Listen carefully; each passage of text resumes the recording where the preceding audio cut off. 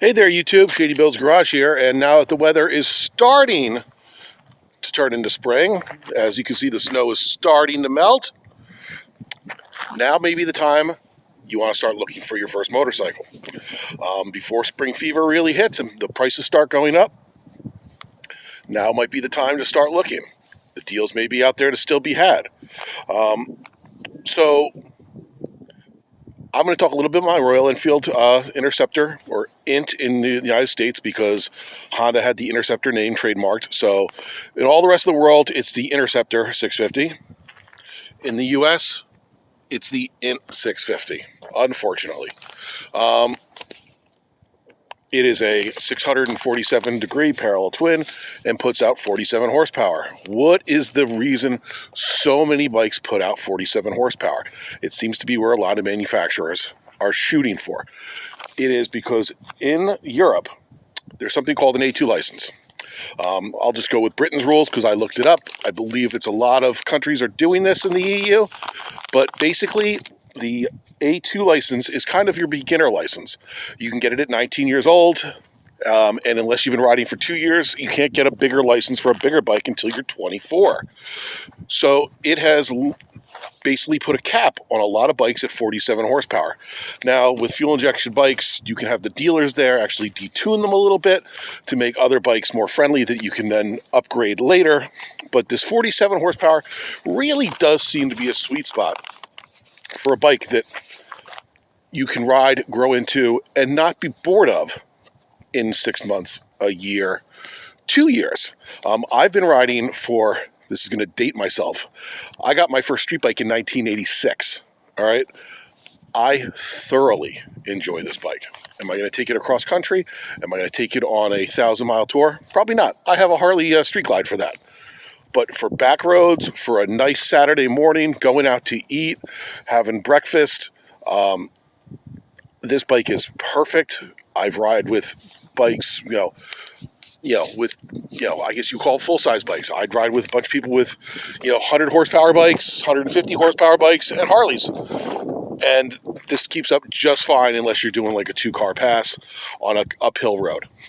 All right, so a little bit about this bike. This bike is now 2 years old. It has 3,840 miles on it.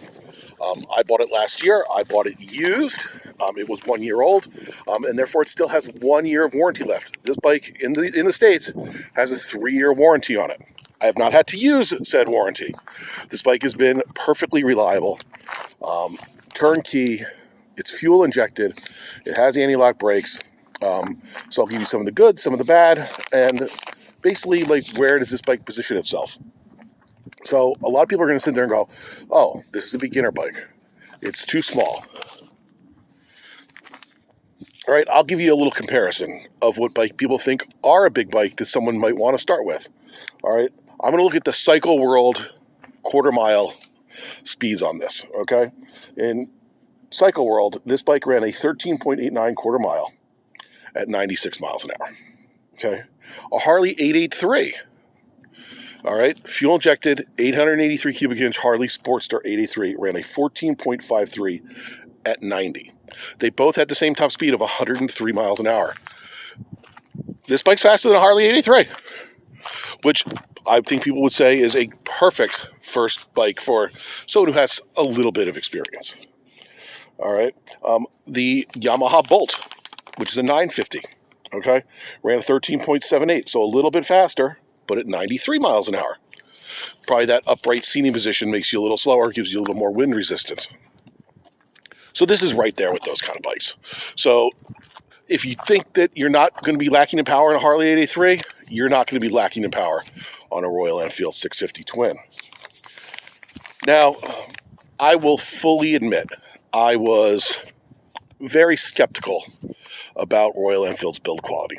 In fact, I had a 2006 Bullet that was honestly felt like it was built in the 1960s.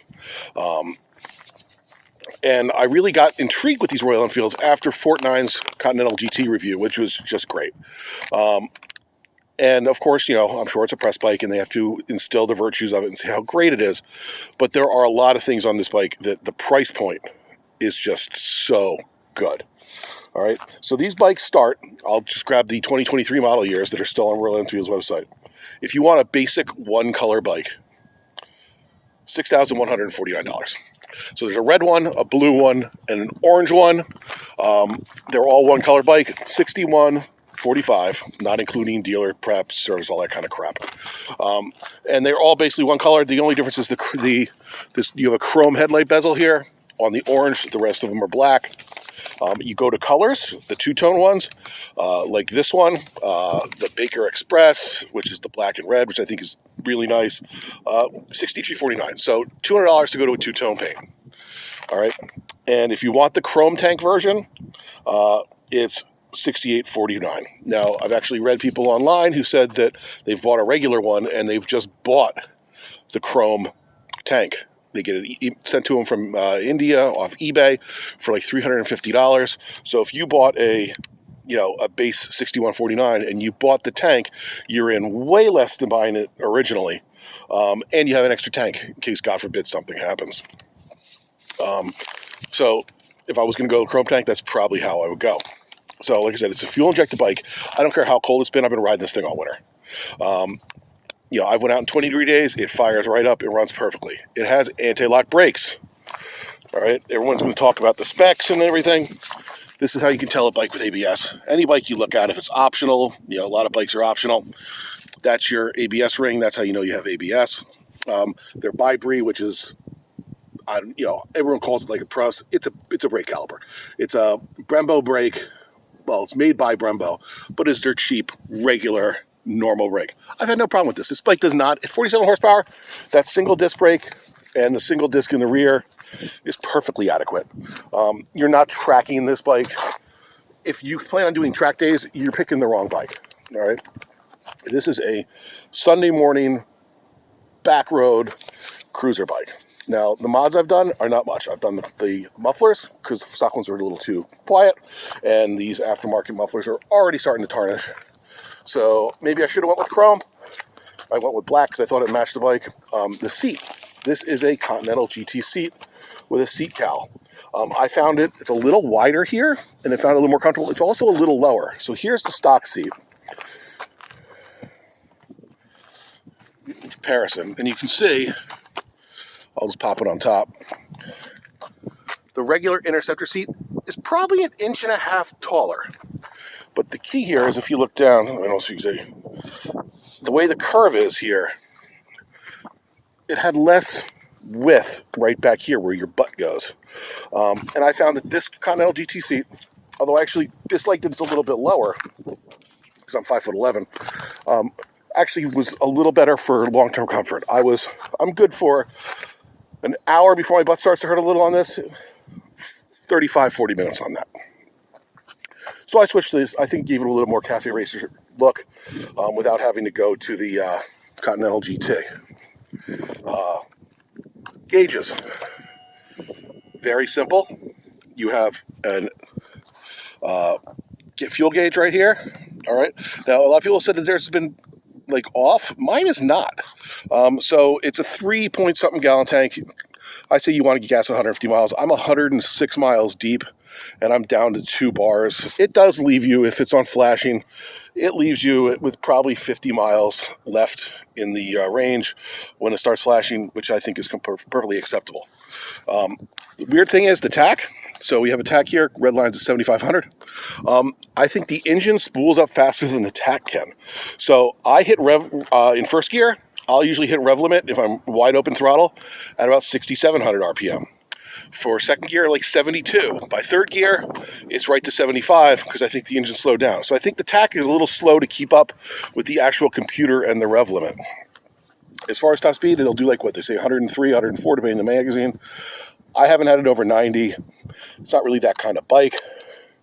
I've really not ridden on the highway except for a quick jaunt. And it's just been a really good little bike. So price point, like I said, these things are $6,100 to $6,800, depending on spec, but you can get them used, and then you don't have to pay all those dealer fees. Depending on the dealer, I've seen them, you're adding basically $1,000 to that price, so you're walking around $7,200 to $7,800, maybe a little better now at this time of year. And what does that compare itself with? So let's say you're going to go for a first bike. So maybe you're thinking maybe like a Honda CB 500, right? So that's $7,299. So $7,200 plus $1,000. So another $1,000 on top of this for a Honda CB. I think this has more presence. Okay, I'm not going to say it's a better bike. I'm going to guarantee you that the Honda is probably more well built, but this has a timeless look, a timeless feel that I don't think you're going to be like, I want to move on in a year, in 6 months. If your goal is to, move up to a GSX R1000 or R1, this is not the bike that you're really looking for. Maybe you do want to start with that CB 500 or Kawasaki Z400. Maybe that's more like the style you're going for, shredding back roads. Maybe that's what you're trying to aim for. But if you want to get a basic entry-level bike that you don't have to sell in a year, that you're going to be comfortable with, that you can show up somewhere, and I'll be honest with you, the amount of people that comment on this bike, they don't really know that Royal Enfield's still around. They don't know what it is. Even bikers, they think this thing got out of business in the 70s, because it really did, but they're back, okay? Royal Enfield makes 800,000 bikes a year. 800,000. It is a massive amount when you think about the fact that Harley-Davidson makes around 150 now. Even on a good year, like in 2017, I think they made 250,000. So 150,000 compared to 800,000. There has to be some quality control, or they wouldn't be selling 800,000 of these. Most of them are singles. All right, this 650, the twin, I think is really made for the European and the U.S. market. But they're still really rare here in the U.S. They've pretty much doubled every year in sales. But last year, I think Royal Enfield sold about 13,000 bikes in the U.S. compared to about 120,000 for Harley. So 10%. It's not, they're still rare. So I'll go places, I'll park the bike, and people come all the time. They go, what year is it? Or I didn't know Royal Enfield was making bikes anymore. It's really, really a sweet spot for at least what I think is a really good first or returning rider bike. So as far as fit and finish, everything, I haven't had a mechanical problem. I will tell you, the one thing everyone bitches about, and I understand it, is the cases. This is a polished aluminum case. It is not clear coated. All right. I don't know why they didn't clear coat them, but even after 2 years, and this, I'll be honest with you, this bike was not garaged by the first owner. He lived in Philadelphia and had the bike under a cover. I do have it garaged, but it already has a little bit of, as you can see, there's a little corrosion. So this is going to have to be polished probably once a year. Engine covers the same way. As far as everything else, there's no rust on the bike that I can see. Forks are good. Nothing on the gauges. Everything that's black is still black. There's no corrosion anywhere else. Engine cases, there is. Maybe a little right here on the exhaust where it gets really hot. I didn't wash this bike or scrub it. I want to show you as what it is. So, are you going to be a little more resistant on that on a Japanese bike or a Harley? Absolutely. But for the price point, it is a really good, reliable bike. And, I don't know what the sample size was, but when Fortnine did the oil analysis of all the bikes, believe it or not, Royal Enfield came up with the best oil analysis on a first oil change. Had the least metals in it. It won, and I was absolutely shocked. And I think that's what kind of made me decide I'm going to give this bike a shot. And I've really, really enjoyed it. Would it do better with a little more power if they offered a 750 or an 865 kit like they offer through, I think, S&S Customs? Absolutely. But would I install that in this? Absolutely not. It's not worth the money. At that point, I'd buy a Triumph Bonneville. I'd buy a Thruxton, Bonneville, Street Twin, instead of upgrading this bike. It doesn't need to be upgraded. This is a great bike. that you could keep for years. It's got a nice center stand, which is awesome. The Continental GT does not have that. That way you can do tire adjustments, lube your chain. Very easy to pick up the front end if you need to do a front tire change. A couple things I wish Royal Enfield had done. In India, they offer these with mag wheels. Now, I personally would not pay for mag wheels. I think the spokes make the bike. But I understand if you live in somewhere with bad roads, you don't want tubes. You'd rather have a mag wheel. They should at least offer it as an option, but they really don't. The only options here are colors. Everything has ABS standard. These tires, I don't have a problem with them. The fact that there's Zoom cruises, I think is kind of chintzy. I believe when they first came out, they offered Pirellis on them. So am I going to change it when they change these tires? Will I go back to Zoom cruises? Absolutely not. I believe the back tire will hold a 150 section instead of the 130. I'm going to go 150 just for looks, even if it makes the handling a little less nimble. Really like this bike. Really like the fact it has ABS and fuel injection at a price point that is really low. And honestly, if you look at the used market, I was just looking today on Facebook Marketplace.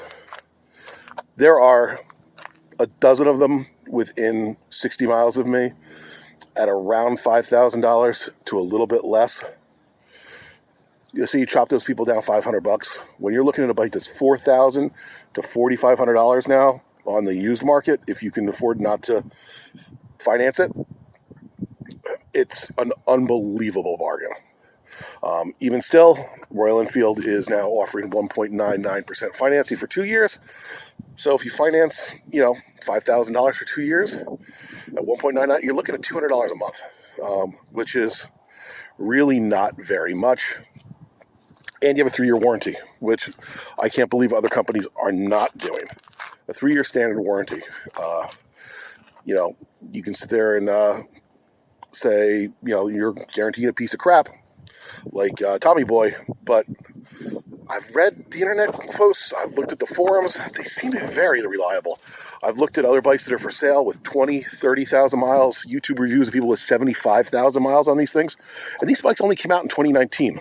So, anyway, I highly recommend this bike if you are looking for if you're a returning rider or looking for maybe your second bike, even your first if you're have a little bit of experience, and you want something that is turnkey and reliable, and has, I think, a really good look to it that you're not going to be bored of in 1 year. All right, YouTube, thank you very much. I appreciate it.